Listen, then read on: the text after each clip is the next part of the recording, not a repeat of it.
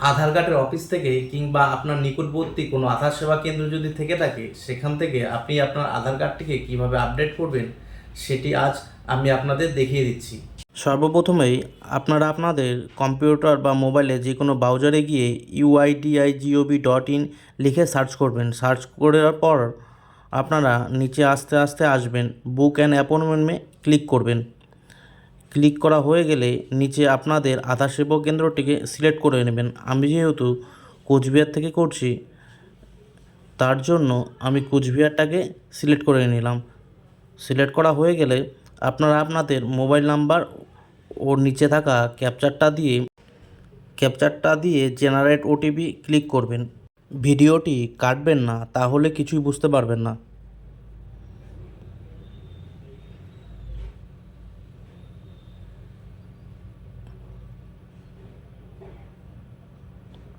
Capture দেওয়া হয়ে গেলে আপনার মোবাইলে একটা ওটিপি আসবে।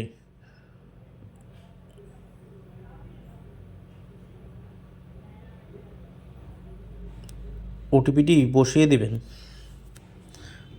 ওটিপি বসানো হয়ে গেলে নিচে ভেরিফাই ওটিপিতে ক্লিক করবেন। তারপরে নতুন পেজ খুলবে, সেখানে আপনি আপনার আধার নাম্বারটিকে বসিয়ে দেবেন। আধার নাম্বারটি বসানো হয়ে গেলে নিচে আপনার আধার কার্ডে যে নামটি আছে সেই নামটি বসিয়ে দেবেন।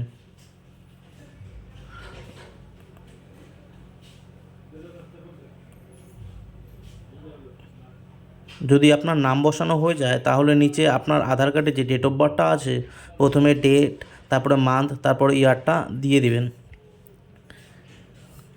দিয়ে আপনি আপনার স্টেটটিকে সিলেক্ট করে নেবেন। আমি যেহেতু ওয়েস্ট বেঙ্গল থেকে করছি, আমি ওয়েস্ট বেঙ্গল সিলেক্ট করে নিলাম। সিটি যেহেতু আমার কোচবিহার, তো আমি কোচবিহার থেকে সিলেক্ট করে নিলাম। তারপরে নেক্সট করলাম। নেক্সট করা হয়ে গেলে আমি যেহেতু আজকে বায়োমেট্রিক আপডেট করছি, মোবাইল নাম্বার লিঙ্ক করছি, ওর সাথে অ্যাড্রেসটাও করে নিচ্ছি। যদি অ্যাড্রেসটা না করি তাহলে আমার গার্জিয়ানের নাম আসবে না।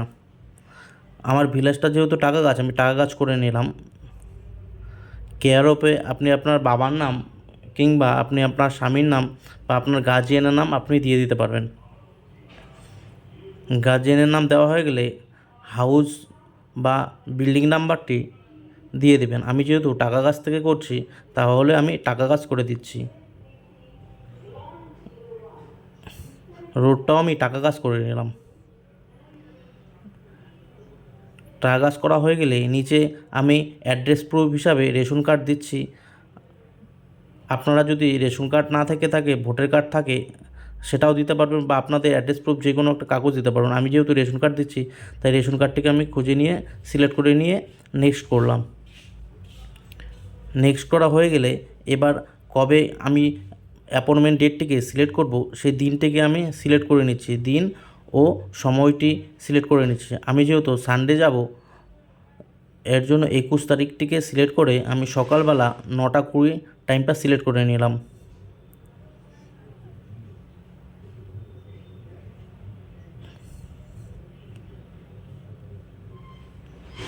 9:20 সিলেক্ট করে নিচে এসে নেক্সট করলাম।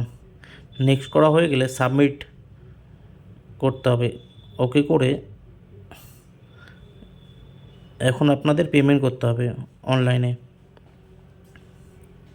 আমি যেহেতু ইউপিআইয়ের মাধ্যমে দেবো, তাও ইউপিআইটাকে সিলেক্ট করে নিলাম।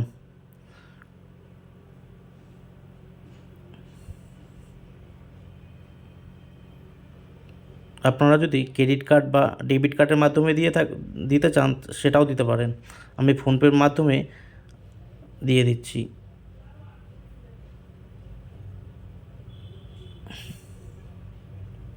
ভেরিফাই হয়ে গেলে প্রসিড করবেন।